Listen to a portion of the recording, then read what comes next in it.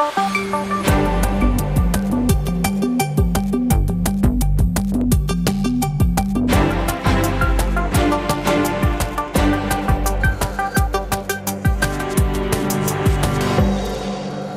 and good afternoon. Welcome to This Is Now. I'm Dylan Ancheta. A short time ago, President Joe Biden wrapped up a speech in Lewiston, Maine, the site of a mass shooting that killed 18 people and injured 13 more. Here's some of his remarks.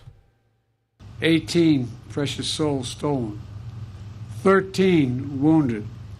All of them live lives of love and service and sacrifice. We also remember the survivors who will forever carry the memories and the physical and emotional scars of this. This is about common sense, reasonable, and responsible measures to protect our children, our families, our communities.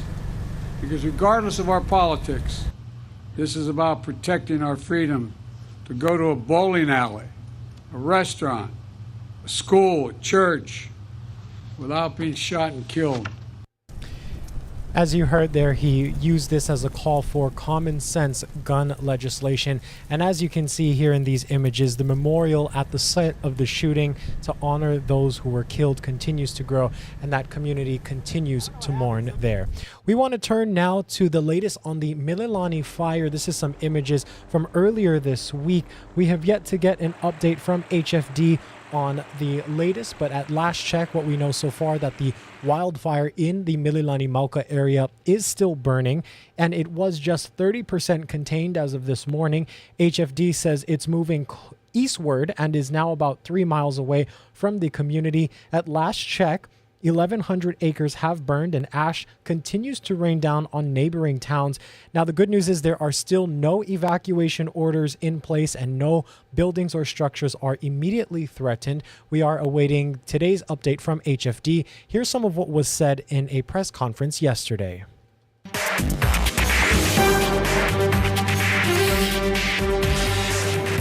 We are well aware of that shift in the wind pattern, and we are creating contingency plans for a variety of situations and weather patterns, depending upon which way the wind is coming, whether it's east, north, or northeast. So we are aware, and we are making appropriate contingency plans. HFD says there are no current threats to any structures or the community, and officials are continuing to monitor the air quality in the nearby areas. Turning to international news now, U.S. Secretary of State Antony Blinken delivered a message from President Biden to Israeli Prime Minister Benjamin Netanyahu. America stands ready to help Israel as it fights to protect itself. But Blinken also delivered a request that appears to fall on deaf ears. Erica Brown has more from the White House. Israeli ground forces say they have surrounded Gaza City as their aerial bombardment of the Hamas-controlled territory continues. Israeli Prime Minister Benjamin Netanyahu said, "We will not relent until we achieve our goals, destroying Hamas, returning our hostages, and returning the security to our citizens and children." Netanyahu's vow to keep fighting came after he met with U.S. Secretary of State Antony Blinken, who asked for a pause to allow aid into Gaza and civilians to escape. We provided Israel advice that only the best of friends can offer on how to minimize civilian deaths. President Biden has said the U.S. is working hard to find a way to get Americans safely out of Gaza. He reiterated that call Friday morning. President Biden, your message to Americans trying to get out of Gaza right now. What's the traction? The U.S. is also working to try to prevent others from joining the fight against Israel. We need to continue to prevent escalation of this conflict. It's spread to other areas. Israel says civilians in the north of the country were injured in a rocket attack from Lebanon. It responded by targeting Hezbollah infrastructure. Hezbollah's leaders threatened further attacks and criticized the U.S. for backing Israel. Friday, the Pentagon released photos showing the USS Eisenhower and USS Ford strike groups taking position in the eastern Mediterranean near Israel. Erica Brown, CBS News, the White House. The United States is sending a $425 million assistance package to Ukraine. Secretary of State Blinken also announced the military aid to Ukraine during his trip to Israel on Friday. It comes as the Biden administration struggles to get more funding to assist Ukraine through Congress. The new package contains $125 million under the Presidential Drawdown Authority, which is pulled directly from Defense Department stocks and can be sent to Ukraine quickly. It will supply Ukraine with weapons that have proven invaluable to Ukrainian forces and does not include any new capabilities. The package also includes $300 million under the Ukraine Security Assistance Initiative, which is meant as a long-term supply of equipment to Ukraine. It includes laser-guided munitions to counter drones. Back in the U.S., the Supreme Court has agreed to consider a federal ban on bump stocks. Bump stocks are devices that allow semi-automatic rifles to be discharged more rapidly, meaning a shooter can potentially fire hundreds of bullets a minute. Federal appeals courts have been split on whether a federal bump stock ban is legal, prompting President Biden to petition the Supreme Court to consider the ruling. At issue is whether bump stocks should be classified as machine guns under the National Firearms Act.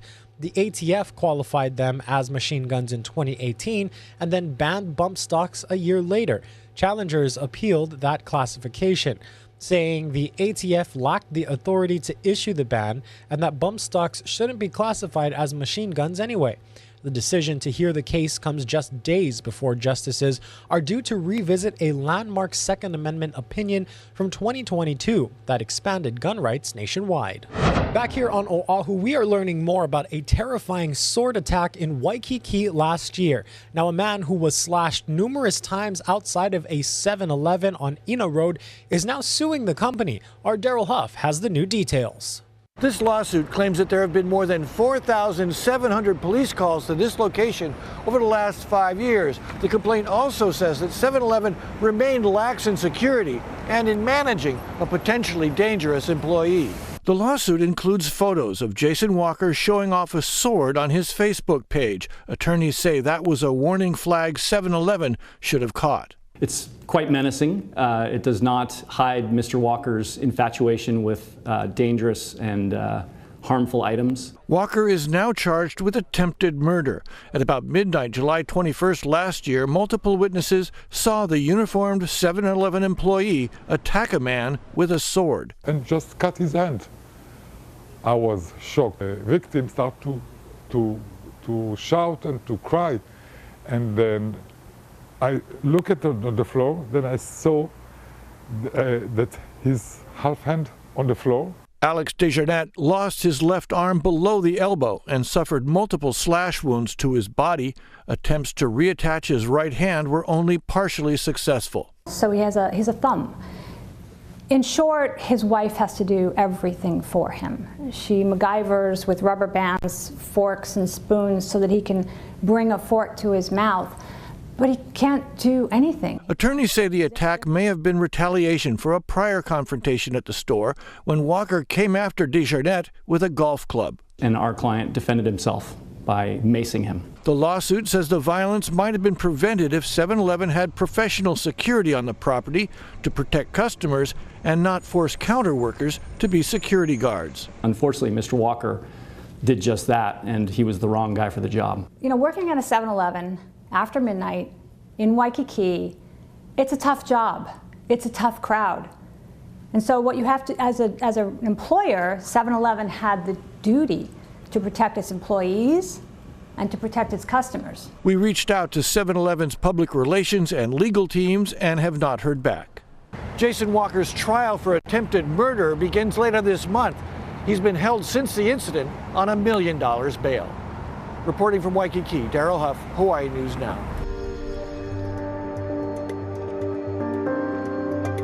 We look now to Maui, where the Department of Water Supply plans to advance the Stage 1 water shortage to Stage 2 for upcountry Maui next week. Daily water demand is currently exceeding supply by 20%. It comes amid low surface water flow and lack of rainfall amid drought conditions.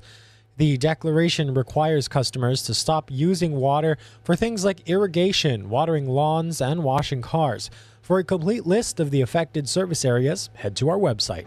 Some Maui leaders are questioning the state's emergency evacuation route for students in Lahaina.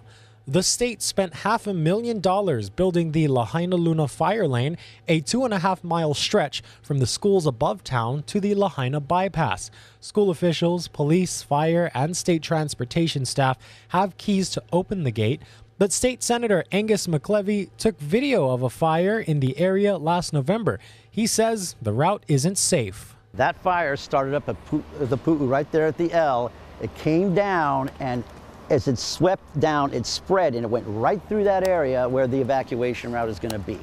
Look right there, it's dry grass again. A second phase is under construction to add access points at Ho'okahua Street and on Lahaina Luna Road near the bypass. I recently spoke with our Jonathan Masaki about a series of special reports he has coming up next week. Take a listen. We want to welcome into the H&N Digital Center now our Jonathan Masaki, who has a very interesting series of reports coming out.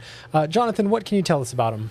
Well, I was able to go back to California maybe about a month ago. And, I remembered that the city of Paradise went through something very, very similar to what happened on Maui. So, I talked to some of our news management here. I said, why don't I go back to to California and to Paradise and kind of get their stories and perhaps what kind of advice that they can offer, on the recovery situation that Maui will go or undertake. In light of, what Paradise went through, the entire town was decimated. And there were, several stories of survival and a lot of heartache at the same time. But, 5 years now is the time frame that has gone by since the fire in Paradise has taken place. And the recovery effort has been remarkable. So, really wanted to get the perspective of those in Paradise to kind of find out what they went through and how they're recovering and what they can offer, the mana'o they can offer to people on Maui. Yeah. Now, specifically in terms of your stories, what can we expect? What kind of topics did you touch on? Tell us about that. Some of them are quite emotional, I'll be quite frank with you, just because, I talked to the mayor, and, in light of what we saw Mayor Bisson go through on Maui, in fact, what he continues to go through, some of the parallels that the mayor of Paradise speaks about, he certainly has reached out to Mayor Bisson. He has had his staff reach out to him or to them as well. So, it's kind of a look into what they've done, how they've recovered, and what they offer to the people of Maui. There's also some profiles that we're going to do. We, believe it or not, found a Lahaina boy that was in Lahaina, Ka'anapali, working when the fires happened, and, had a good friend in Paradise.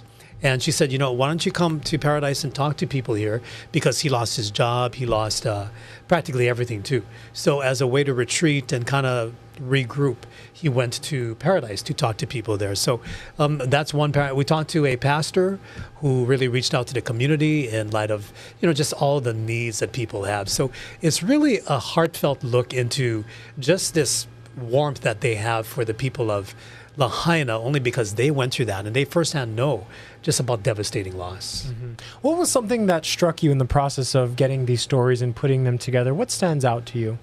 I think just the heart of compassion that people that are not from Hawaii have for those on Maui. It was just remarkable to, when I'm there telling them we're going to do stories on this, just so many people just had so much aloha. Even though they're from California, aloha can be found anywhere. And just that concern, that empathy, that sympathy, not wanting to let people just feel sorry for themselves, but trying to help them by expressing that sorrow that they feel. So it was remarkable. I think in such a dark time in our country's history and what everybody has gone through, when you see tragedy and people coming together, it renews your faith in the human spirit. And I think that's what it did for me. Beautiful. One more question for you. What is the juxtaposition between Lahaina and Paradise that they went through? What did you see that was similar that happened here, or was it more completely different? Because as you know, we went through this. No one expected this. And in terms of emergency response, government response, we had to learn the hard way of what worked, what didn't work. Mm-hmm. Were there any similarities there? Well, as you can recall, the winds were really strong on Maui. Same situation in that part of California at that time. There was some downed utility lines, similar to what we saw in Lahaina. So there was a lot of that, a lot of parallels. the human spirit to want to escape and want to survive, the remarkable stories of heroism, it just breaks your heart to know that people went out of their way to help other people survive. Also, the tragedy of so many people lost, and then, the remains being found and having to wait to reclaim those remains. So there's so many, points, Dylan, that you think about, and you can only really experience it by knowing what you went through. So I think that's what made this situation very, very special to the people of Paradise, because they want to help out. They want to know what they can do to help because of what they went through. Keep an eye out for these series of reports by our Jonathan Masaki, airing all next week right here on Hawaii News Now. Jonathan, thank you so much for joining us. Here on Oahu, the city is asking residents to help craft a new strategy to adapt to climate change. As our Ben Gutierrez reports, this could lead to major changes for infrastructure and some new developments. It's November, which is supposed to be part of the wet season, but the slopes of Pu'umaina or Punch Bowl are brown, showing the effects of drought on Oahu. According to the city's Office of Climate Change, Sustainability and Resiliency, these dry and dusty conditions are just one of the 5 main climate hazards facing Oahu residents. Sea level rise and coastal erosion, increasing temperatures and extreme heat, too much rainfall, but also too little rainfall and prolonged drought, and then something like a hurricane, which new science just shows those extreme events are happening sooner in the hurricane season. Chief Sustainability Officer Matt Gonser also says events like the current wildfire above Mililani Mauka are another sign of changes underway. Warmer nights, warmer, hotter days, really variable rainfall patterns, and something like fire is really the consequence of drying conditions. The city has just released a draft of its first ever climate adaptation strategy, which includes moving new development and roads inland from rising sea levels, updating flood maps to reflect both ocean water and excessive rainfall, and using that rainfall in more beneficial ways. Like on the Big Island, we have rain catchment, right? So here, capture that water, even though we don't need it, capture it and use it for your gardening. The city is also trying to get more public feedback on the plan, with 15 different events over the next 2.5 weeks. Everything from conferences to open houses, but also smaller scale outreach, like a booth at the Kailua Farmers Market, for example, which drew several people. It's good to have somebody who's looking into it and someone who's looking through the research that's, evidence-based and kind of coming up with a plan to make sure that we follow through with that plan. One, I'm here. I breathe this air. I swim in this water. I walk on this ground, on this dirt. We are here. And since we are here, we might well help out the planet. City officials want to have the climate adaptation strategy finalized and adopted by early next year. Ben Gutierrez, Hawaii News Now. Thank you so much, Ben. I want to take you live outside now through the eyes of our traffic camera. This is Meheula and Lehiva Street. The reason we're showing you this camera is because we believe we can see what appears to be some of the smoke from that Mililani wildfire in the trees in the far left-hand corner there. We do know that the smoke continues to fill up Mililani Mauka neighborhoods, and we are keeping a very close eye on this. Stay tuned for more news right after this short break.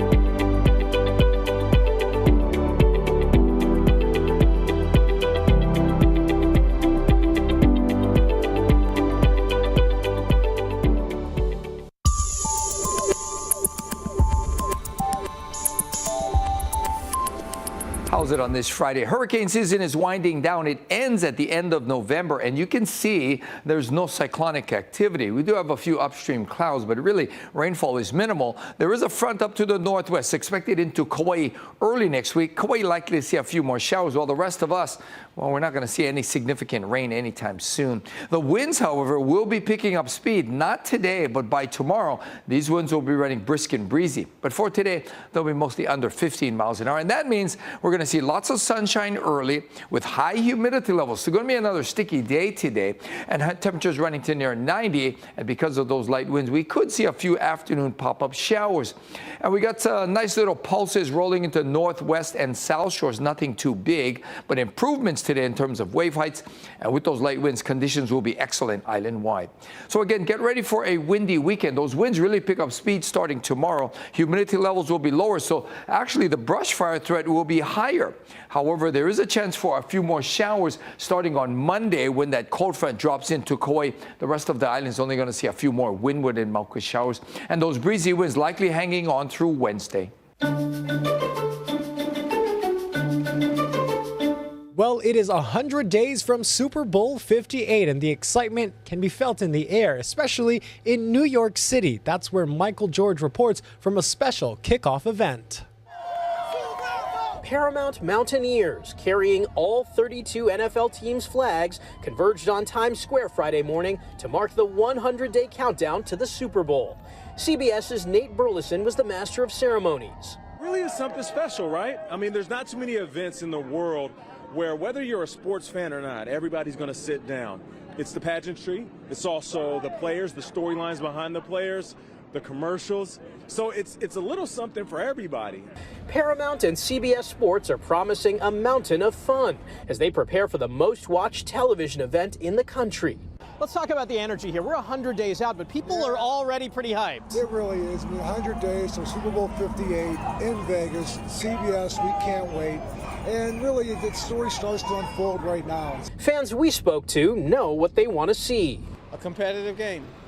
A competitive game going down to the wire. I'm saying I want to see long throws from the QBs, and I want to see touchdowns, baby, touchdowns. The big game is on February 11th on CBS, and for the first time ever on a kid-friendly broadcast on Nickelodeon. Michael George, CBS News, New York.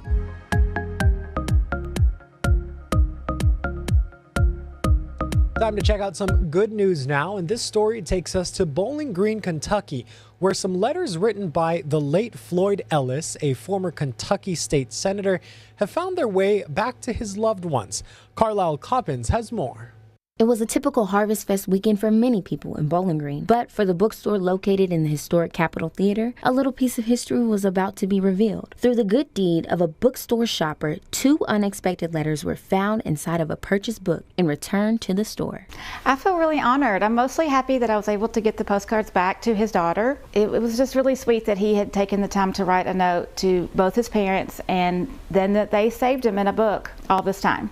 All the books on the shelves inside the Capitol are donated, so finding receipts and bookmarks are common. But Hutchinson knew immediately that this find was special. It's so bittersweet because he's gone, and I remember him. He was so much fun. And I just am so thankful that somebody took the time to give these back to us, and my family will really enjoy reading it and seeing them, especially my grandchildren, because it's hard to think of older people as being children.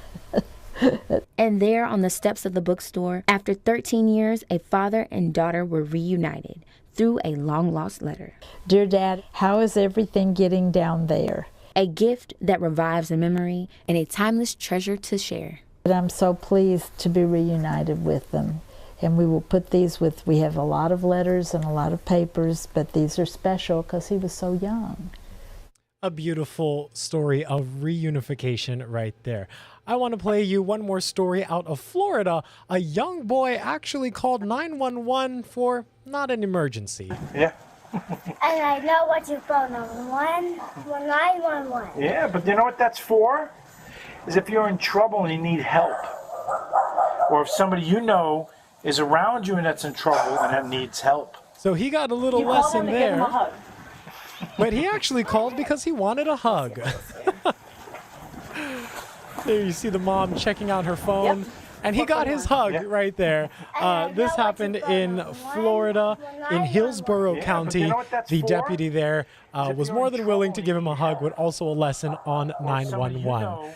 We're going to end today with this live look outside of beautiful Honolulu. We hope you all enjoy your weekend.